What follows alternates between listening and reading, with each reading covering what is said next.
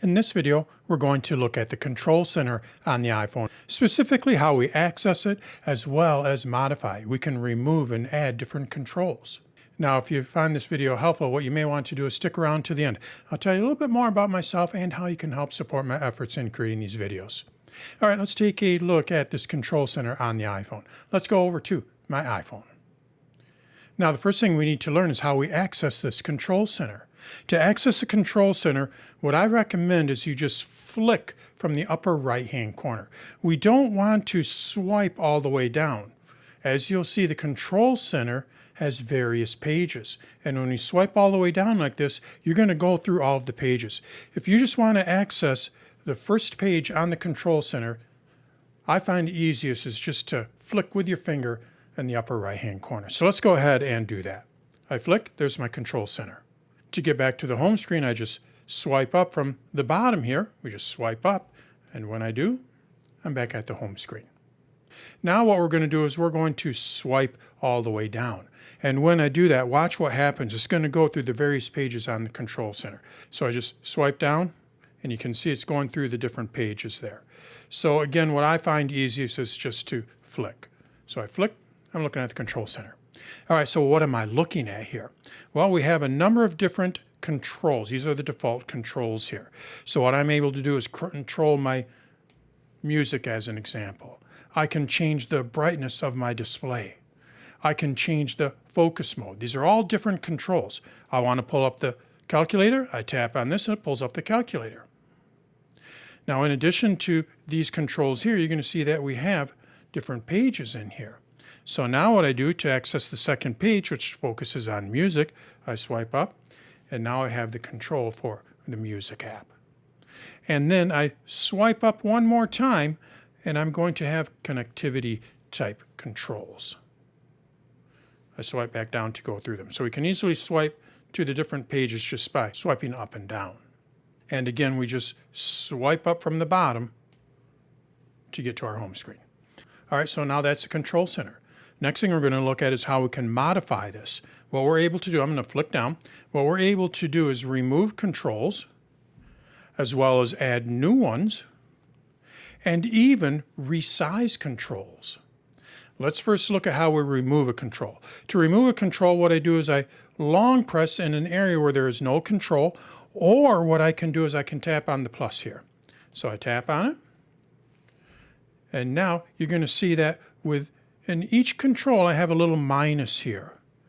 When I tap on the minus, what it's going to do is it's going to remove that control. So let's say I don't use the timer. All I do is just tap on the minus there, and it removes that control. Maybe I don't use the calculator. Tap on the minus,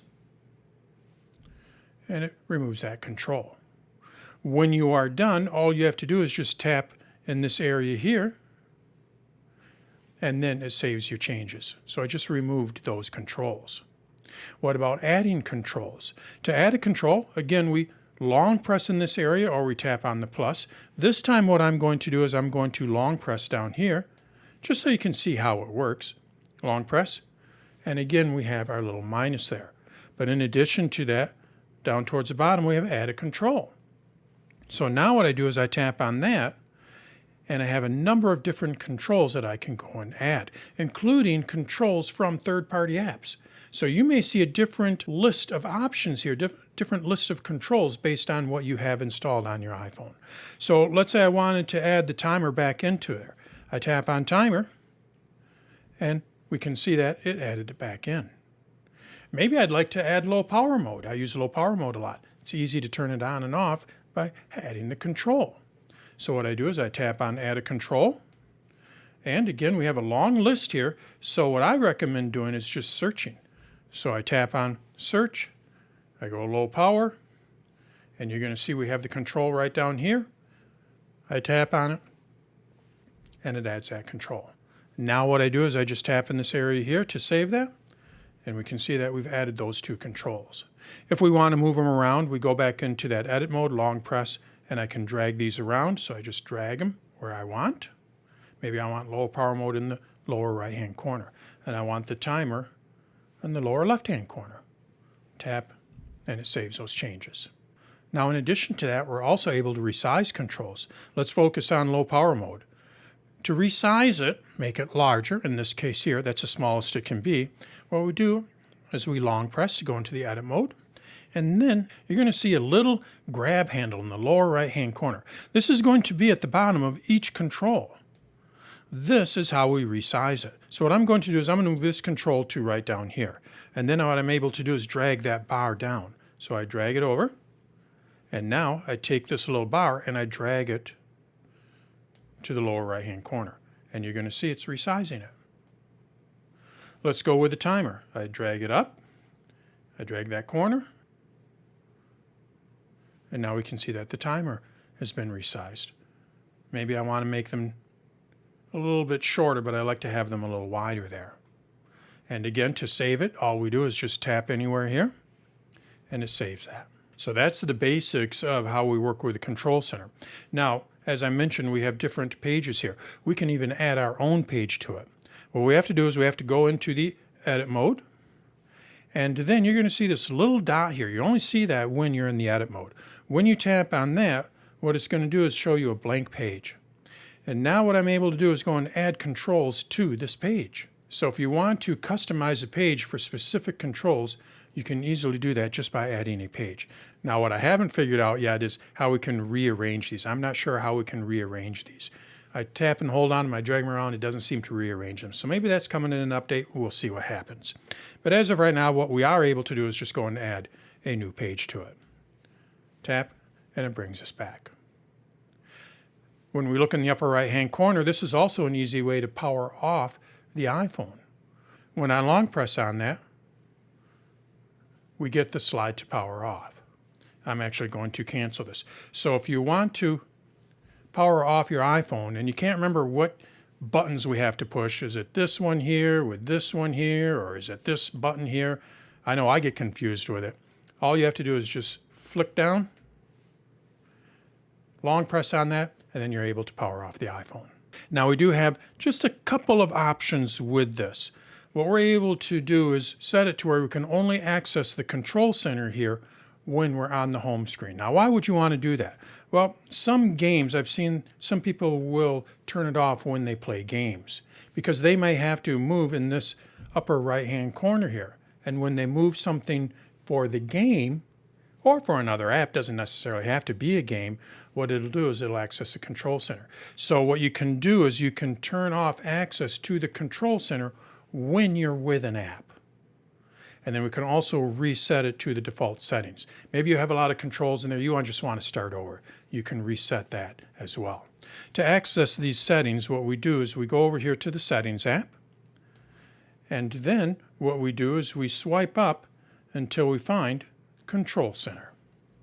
I tap on Control Center, and if we want to access it within the apps, so if I'm in an app right now, and when I flick down from the upper right-hand corner, I get the control center.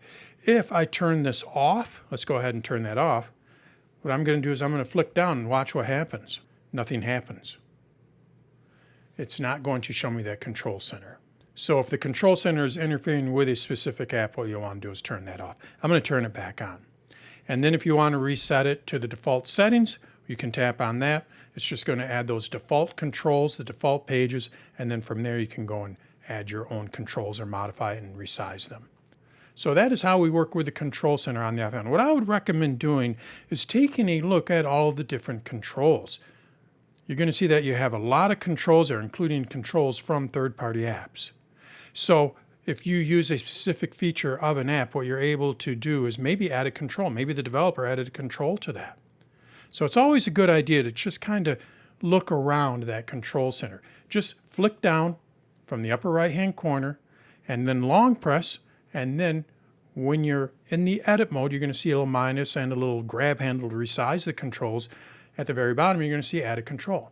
When you add a control, you're going to be able to see all of the controls that you can add. So like I said, I would recommend taking a look at some of those controls. There might be some controls in there that could be very helpful to you. So that is how we work with the control center on the iPhone with iOS 26. Now, if you found this video helpful, what you may want to do is like the video. You can subscribe to my channel. You can share it with your friends and family. I also have a couple of other options if you want to help support my efforts in creating these videos. I have danstutorials.com as well as dansonlinecourses.com. danstutorials.com is a membership-based site, and what you get with that when you become a member of the site is not only do you get more videos, but you also have access to my AI assistant modeled after an Apple Genius. Now, this is a membership-based site, which means it is a subscription, and what I'll do for you when you become a member is I'll take out all of the ads from the videos, as well as give you access to that AI assistant. Now, if you don't like subscriptions, I get it. I'm not a big fan of subscriptions all the time. Well, I also have another option. I have dansonlinecourses.com. This is a course-based website. So basically what you're going to do is you're going to purchase a course. It is not a subscription. It's a single purchase. It's a one-time purchase. When you purchase that course, in this case here, it could be on the iPhone, you're going to get all the videos in that course. And again, like I said, it is a one-time purchase, not a subscription. As of this recording, I have a course on the iPhone, but I'm also recording a course for the iPad as well as the Mac after I get done with the iPad. Check out Dan's online courses for more information on that. With either one of these, just know that you are helping support a small business. It is just me in a corner office of my house. I'm not part of some large organization. So when you become a member or purchase a course or do both, I do have people that have done both, what you're going to be doing is helping support my efforts in creating these videos. Check out danstutorials.com or dansonlinecourses.com for more information, and thanks for watching.